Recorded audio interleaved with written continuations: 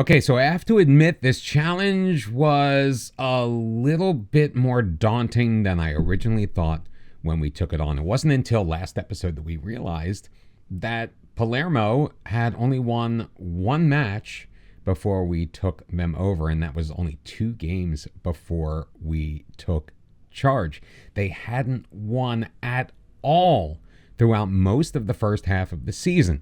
Now, luckily, we were able to get a win in our first match, a couple of draws along the way, and then we hit our gauntlet of death, which we started off against AS Roma, and we somehow managed to pick up a 4-1 victory at home. Now, Roma had a chance to take the lead in the 28th minute. Hugo Larsson missed a penalty, but ultimately we were able to break through as Castagna, picking up his first of 2 goals of the match as Balfani recycled it quickly. Suleimani put it in the middle. Castagna slotted it home past La Pera to put Palermo up 1-0, a lead we would take into the locker room. And then Roma was able to get one back after 2 had been called back for offside. Belfonte added a goal as well to put Palermo up ahead 2-1, and that is where we took over. Di Bernardi playing it back into Castagna just outside of the 6-yard box for his second of the game, and then the ball played forward. Felder, unselfish, into Suleimani, who chipped it past La Pera. 4-1. Your final score in a match that we absolutely dominated for the most part from start to finish. Our possession numbers were fantastic. We outperformed our XG, which is not something that we can say on the regular, but it was good that we were able to do it this time. Sadly, though, we followed that up with a 0-0 draw against Sampdoria. Emmanuel Utara got injured very early, and then there were press clippings afterwards about us playing dirty, which is absolute BS, but that's neither here nor there. We just could not take advantage. In fact, Sampdoria outplayed us quite a bit in the second half. They had some really good opportunities toward the end that they also could not get past. I mean, Valentin van der Velde has been spectacular in goal. He picked up player of the match in this one, but sadly we just couldn't get it done, only managing 3 shots on target against a team that I don't know if we should have beaten them, but we definitely had our opportunities, and that's going to be a common theme because this team has been incredibly consistent, especially recently. As you see, we went another match without scoring a goal. We were actually pretty good in this match, even though we got massively outshot by Inter at home. It seems like the really good teams, Inter and Napoli, just absolutely dominated. We have not gotten a lot of shots on goal in the matches against the teams at the top of the table. AS Roma was in 5th at the time we played them. Maybe like that's the line of demarcation. Valentin van der Velde, another very strong match, but it was Mohamed Leilu, it was Flavio Suleimani, it was Lewis Felder that just could not get anything done for us offensively. It took until the 88th minute for Bruno Santos to break through and get the first goal of this match. He would add one just at the end of regular time in the second half to make it 2-0 Inter. They dominated. The score line flatters us a little bit. I think Inter had plenty of opportunities. But we were able to go on the road at Juve and pull out a 0-0 draw. Another very strong defensive effort. Ratings over 7 for our entire back line. Vocaturo, Tornaghi, Gaglioni, who was out injured for a little bit. He's back in the side. And Lars Malda Lende, who has just been very strong for us. Another player of the match performance for Valentin van der Velde. Only 3 shots on target for Juve out of the 12 they took. Very even game possession-wise. We definitely did have a chance to maybe break through, although we only did hit the target 1 time out of our 5 shots. But getting a point on the road at Allianz Stadium in Turin was perfect. So after all that, we have kind of gained some ground. We sit in 18th place, which is Well, that's still in the relegation zone. 21 points, only the 3 wins on the year. 12 draws, which is more than anybody else in Serie A, and we remain 3 points behind Hellas Verona, a team that we will be taking on down the road. However, next up, we've got AC Milan at the top of the table. We'll just have to see how this one goes. I've got to admit, I'm not 100% sure why I chose this match to come back, because I feel like we are going to get creamed. We are at home, which is really our only advantage. However, we are going to be without Di Bernardi. He picked up a yellow card in the last match. He's been suspended for this one, which means Pablo Romano is going to get the start in the midfield. We started Catalano in the last match because Castagna had picked up an injury. He is back to full fitness, so he will be as our attacking midfielder. I did make some minor tweaks to the tactic because, again, not really taking a ton of shots. And we haven't scored in our last 3, even though Suleimani has scored, I think, 5 of the 7 goals we've scored in the matches we played since we took over. We put Sincilla as our segundo volante on an attacking role to maybe get him a little bit more forward. He's been pretty good for us so far. And we also changed Castagna from an advanced playmaker to a shadow striker.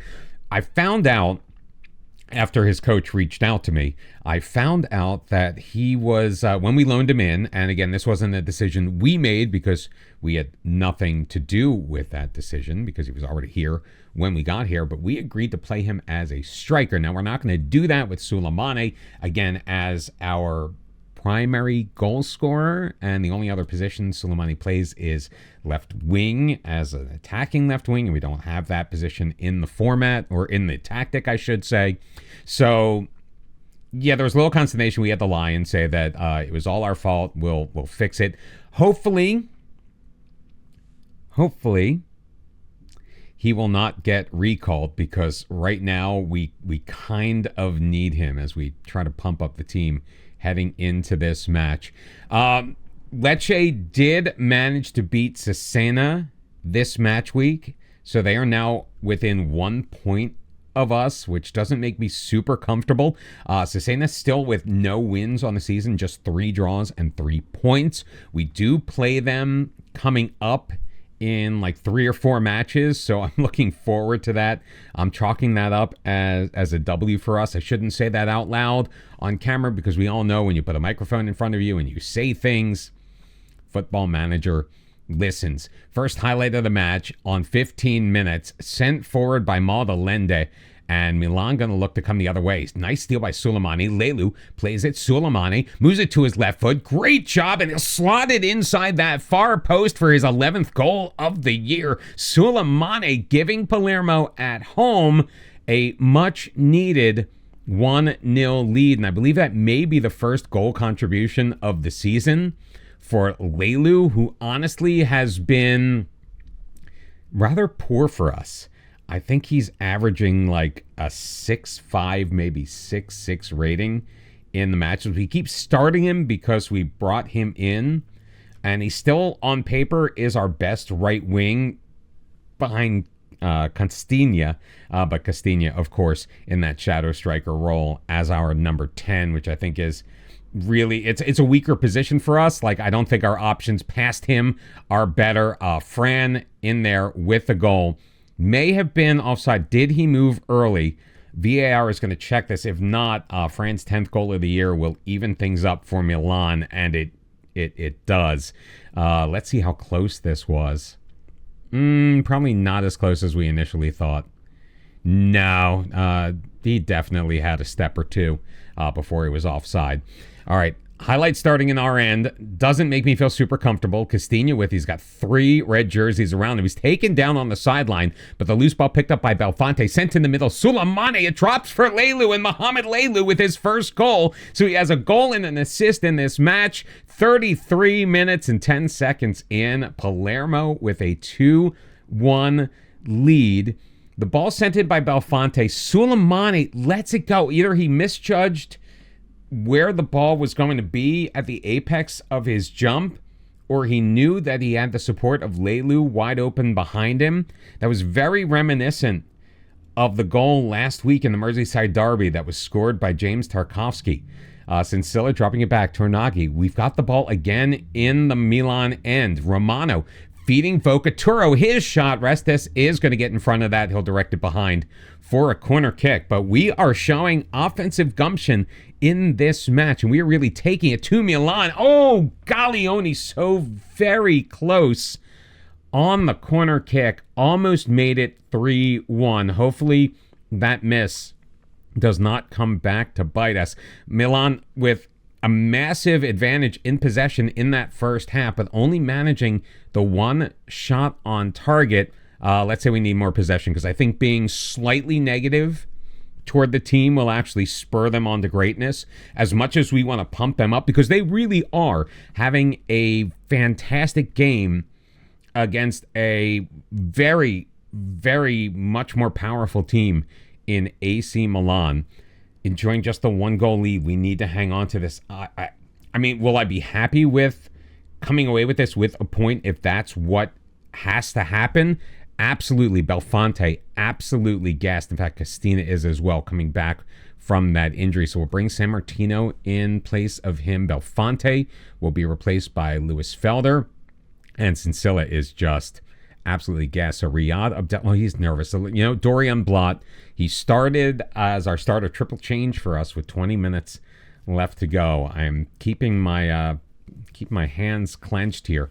Milan with the throw in. Zanui is able to take it down. Gvardiol, Bartra playing it all the way back to his goalkeeper. Yeah, keep them going backwards. It's fine. Napoli with it.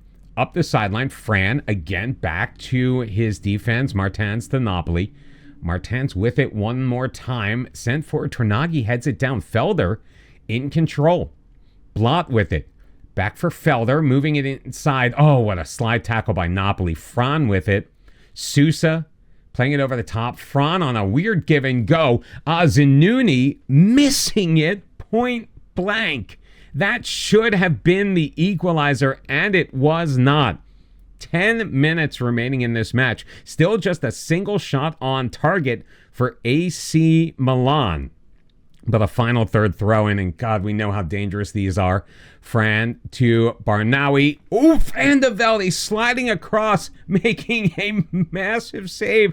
Oh, I'm trying to keep my emotions in check. Zanuni sending it. Sousa, Van de Velde coming off his line, making the grab 6 yards out. 3 to go. We've got some tired players out there, but I'm afraid to make changes as we have 3 minutes of stoppage time added on. They will tick down, and oh my Lord, Palermo in the relegation zone, pulling off the near impossible, a 2-1 victory at home over AC Milan at the top of the table. Casemiro came out, made comments about Fran. Casemiro, as you remember, is our assistant manager. He is a smack talker, and I am here for it. Player of the match for Mohamed Leilu. Honestly, this match may have been his last opportunity coming in, because he had just been that poor. But a goal, an assist, a couple of key passes. Absolutely fantastic performance for him.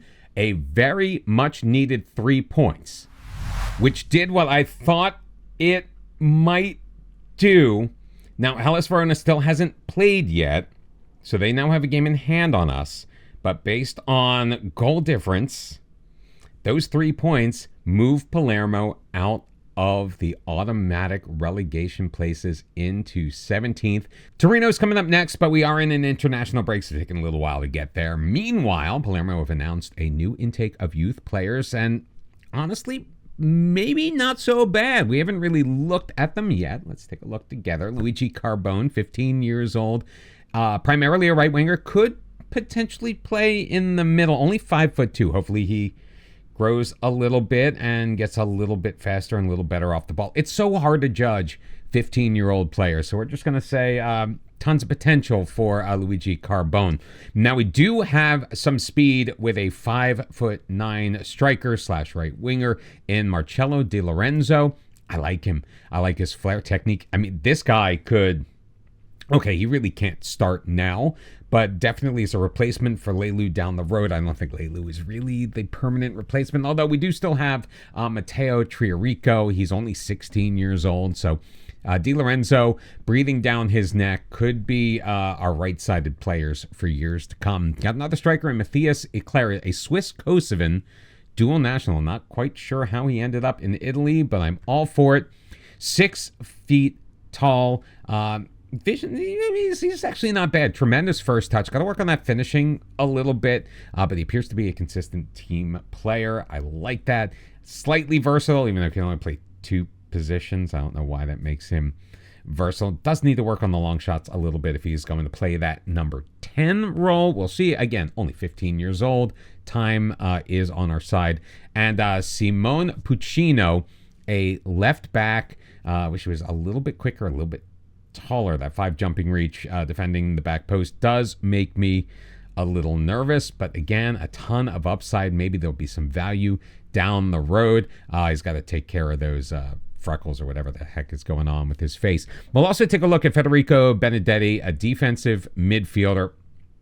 Wow, this kid really does work his butt off. Pretty good marking. Want to get those tackling numbers up a little bit. Can tackling be increased? I know marking or tackling can't be. I don't remember which one, but a huge upside for the 15-year-old Italian. So all in all, if we were staying in Palermo, I'd be excited.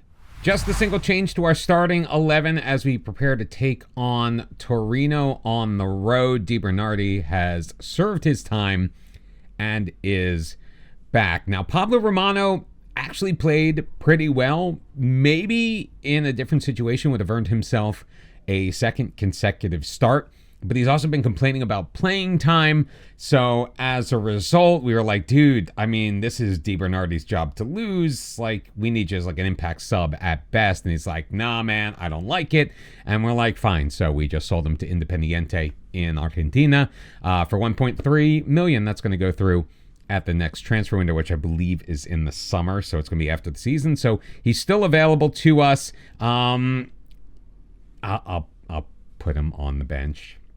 Arvid Nikolic picked up a little bit of a knock. He's recovering. San Martino also recovering. Maybe if I need to, I can move Di Bernardi up, even though not really his role, but I think he'd do it fairly well.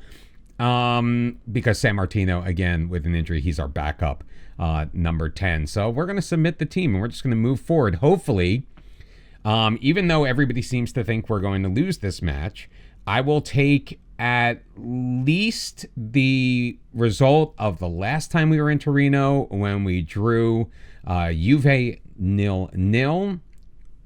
Best case scenario, we follow up on our stellar performance at home against Milan in the last match. I think we can beat number 1. We can beat number 8. But I know it's not like a transitive property kind of thing. 24 wins for Milan in 31 matches, 75 points. We still managed to get the better of them.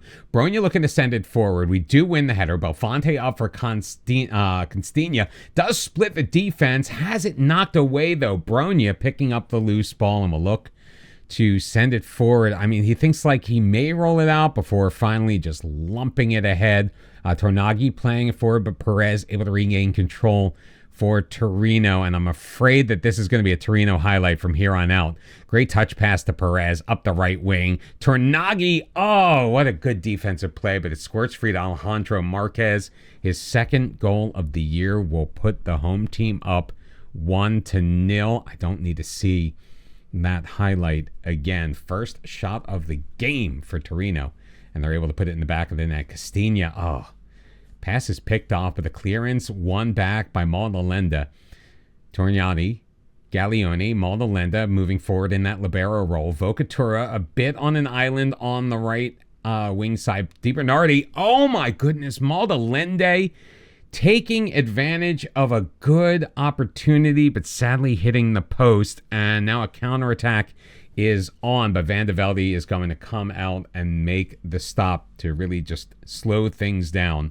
Can we make the change on the corner kick? Nope. Nando, Gaglione playing it back out wide. Di Bernardi, Belfonte, Gaglione with a quick shot, which will skip off of the crossbar and go out for a goal kick. Another shot missing the target. Yeah, I'm getting in my nervous defensive pose. 40 minutes have been played. Perez looking back post, sent on, save made, picked up by Marquez. It would have been his second, but the flag is up on the far side, so that one is going to come back. I've never seen a offside call get reversed where the assistant raised the flag, and it's a good call. Marquez was even behind Van de Velde. As we know, the goalkeeper cannot play you onside because the goalkeeper is pretty much always going to be behind you. Marquez with it. Torino looking for one last opportunity late on in the second half. Pugliese out wide. Perez, get on him, plays it to Ilić, and Martin Ilić has his 18th of the year. They're going to check this one for offside, but I didn't see it with the naked eye. And the goal is going to count, so it's now Torino 2, Palermo 0, and we just really have done absolutely nothing. Our passes have been a little sloppier than normal, but again, we are just not hitting our shots on target, so we do need to be better there. We are going to stick with the same starting 11, although Castagna, Suleimani not really playing very well. Di Bernardi looking to get started. Lelu, if we can get one back here in the first 5 minutes of the second half, that would just be fantastic. Please and thank you. Maldalende up Castagna. Meets some resistance, so we'll drop it back. Tornaghi, who turns it over. Perez. Ilić back to Perez. They're charging forward. They're going to get 4 or 5 men into the box by the time Perez centers it. Nando, save made, and the clearance from Gaglione. Suleimani just not doing it. Let's move Castagna up there. I mean, we are a bit thin at the 10. Sincilla. I really don't feel comfortable putting a 16-year-old in that spot, as Riyad Abdelli also makes his way onto the pitch. Ilić, free kick, sending it in, cleared away. Abdelli can't get there before Ilić gains control. This is so dangerous. Back post, go down, just too strong. I'm going to say defended well, but in reality, no, not really. By the way, Hellas Verona did lose their match, so coming into this one, we were still in 16th place, 17th. Oh, Mohamed Lelu picking the ball up and scoring to have the lead just about at the three-quarter way of this match. Throw in Vocaturo, got it back from Di Bernardi. Won by Marquez. Mitrovic, a little loose with the ball in his own penalty area, and Lelu able to slide it past Bronya. Insta highlight, though. So is Torino going to get one back? No. Belfonte steps in front of the pass, and he moves it out wide to the near side, sending it back post, looking for Lelu. Mitrovic will clear it, but Lelu able to track it down. Vocaturo now moving around the edge of the box. Di Bernardi left. Maldalende, and Lars Maldalende with his second goal of the year has equalized this match. A quick-fire double for Palermo. And whatever we said to the team during halftime seems to have worked, because we have finally found our scoring boots and we're finally taking our chances. 3 shots on target. Started by Van de Velde. Is this going to be a counterattack highlight for Torino, or are we going to be able to move it forward? Abdelli ahead, turns it over. Marquez. Perez with it. Oh, he pushed as it passes. Man, beats Van de Velde, but does not beat the post. Sincilla playing it out wide. Belfonte has got 3 men around him, and ultimately Nando's going to win the ball. Played forward. Marquez, Godin, Pugliese, Maldalende, all over the place in this match. Castagna, he's just exhausted at this point. Ernesto Cavalieri hasn't scored in a while, but he has, I don't want to say he's promised, but he's assured us that the goals are going to come. So maybe in this match, I will be happy with a point on the road at Torino. Marquez and Ilić scoring for Torino at the half. They took that 2-0 lead into the break. But second half goals, 68th, 69th minutes from Lelu and Maldalende, enough to secure a point on the road. So we did manage to increase our lead ever so slightly, 1 point ahead of Hellas Verona. Sampdoria still yet to play this match week, but we did move within 2 points of them. Hopefully they will just drop all three and all will be good. We're going to play Sassuolo, Cesena, and Bologna off camera. And then the next 2 episodes are going to be our final 4 matches of the season, all against bottom half teams, 2 of whom are currently behind us in the table. So next time we're going to come back, obviously with the recap, Frosinone and Lecce, and then Hellas Verona and Monza to end the season. Hopefully Nick Bottom can take care of Palermo and keep them in Serie A for another year. If you've enjoyed the episode, thank you very much for sticking around this long. I'm trying to make them a little bit shorter, but with the 2 live comms, I do want to keep you apprised of what is going on. So let me know in the comments if there are ways that we can kind of pare these down, if there are things that you want to see that you don't want to see. Be happy to hear that. Also, make sure you hit the like button, subscribe to the channel, and come back next time as we try to get Palermo off of the bottom. Until then, bye-bye.